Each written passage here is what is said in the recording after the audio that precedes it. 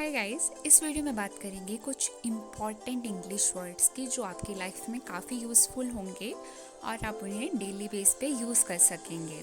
So first word here is further more. Further more का हिंदी में मतलब होता है इसके अलावा, या तो आप इसे कह सकते हैं और भी।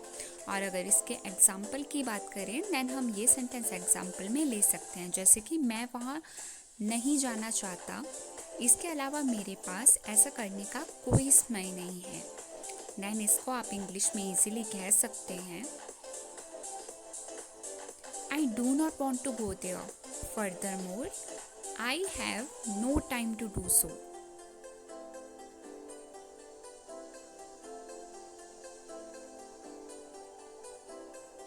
वह आलसी है और इसके अलावा उसके पास जिम्मेदारी का कोई मतलब नहीं है। तो इस सेंटेंस की इंग्लिश बन सकती है,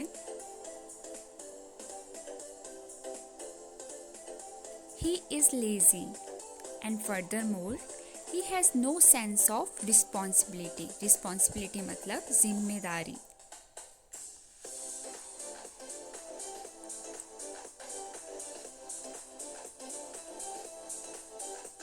होपलेस।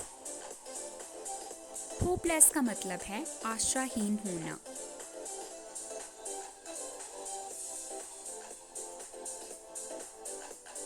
वह गणित में निराशजनक है। देन इसके लिए हम इसको इंग्लिश में बोल सकते हैं, he is hopeless at maths.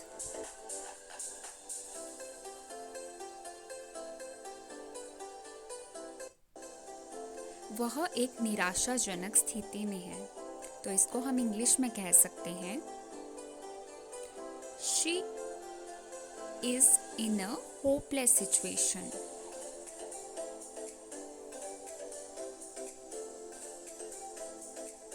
Crystal clear.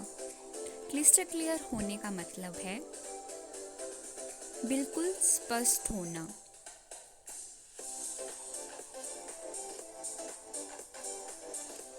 यह स्पष्ट है कि हमें क्या करना चाहिए। देन इसको आप इंग्लिश में कहेंगे, it is crystal clear what we must do.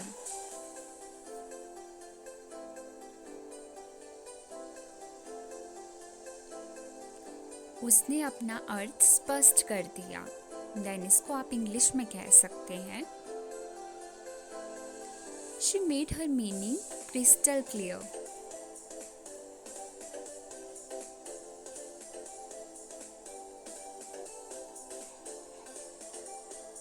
Vital. Vital का मतलब है काफ़ी महत्वपूर्ण होना, जिसे आप कहते हैं काफ़ी इम्पॉर्टेंट होना।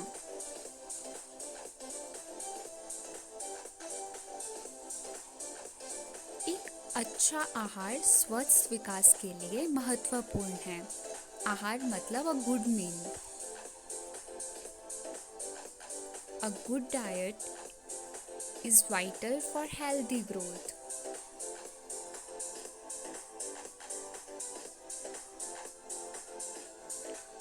उसका समर्थन हमारे प्रोजेक्ट के लिए महत्वपूर्ण है। तो इसको आप इंग्लिश में कह सकते हैं, His support is vital for our project.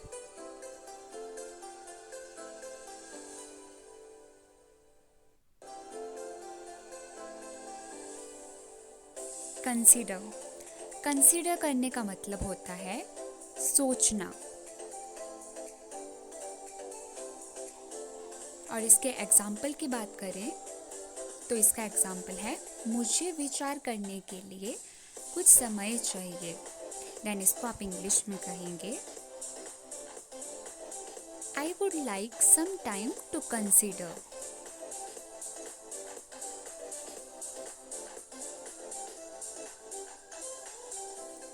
यदि आप इस पर विचार कर सकते हैं तो मैं इसकी सराहना करूँगा।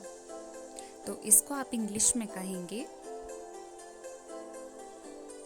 I would appreciate it if you could consider it. Appreciate का मतलब है सराहना।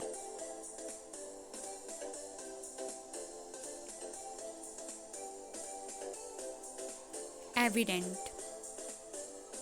जिसका मतलब है स्पष्ट होना, मतलब ऑब्वियस होना।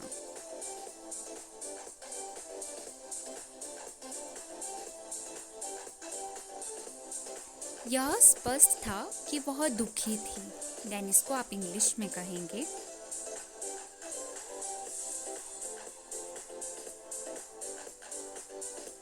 It was evident that she was unhappy.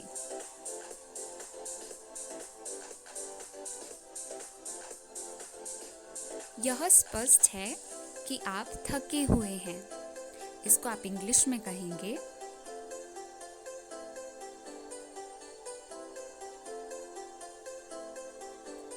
It is evident that you are tired. Tired मतलब थका होना।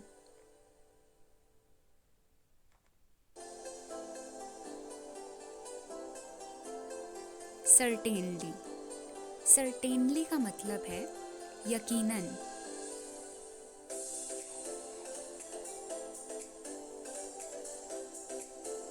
वह निश्चित रूप से एक अद्भुत अभिनेता है। इसको आप इंग्लिश में कह सकते हैं He certainly is a marvelous actor.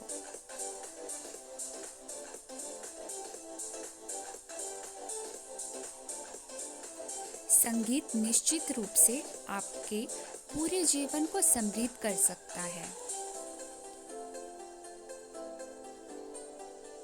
Music can certainly enrich your whole life. समृद्ध का मतलब इंग्लिश में एनरिच होता है।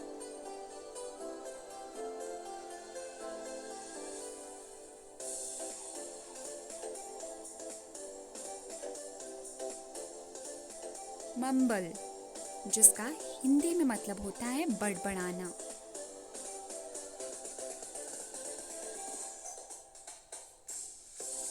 Speak up, do not mumble, जिसका मतलब है बोलो, खुद में बड़बड़ाओ मत। स्ट्रेट फॉरवर्ड, स्ट्रेट फॉरवर्ड होने का मतलब है काफ़ी स्पष्टवादी होना, जिसे आप कहते हैं आउटस्पोकन होना।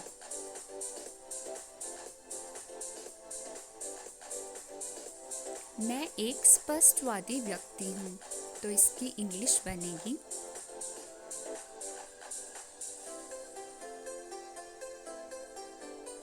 I am a straightforward person.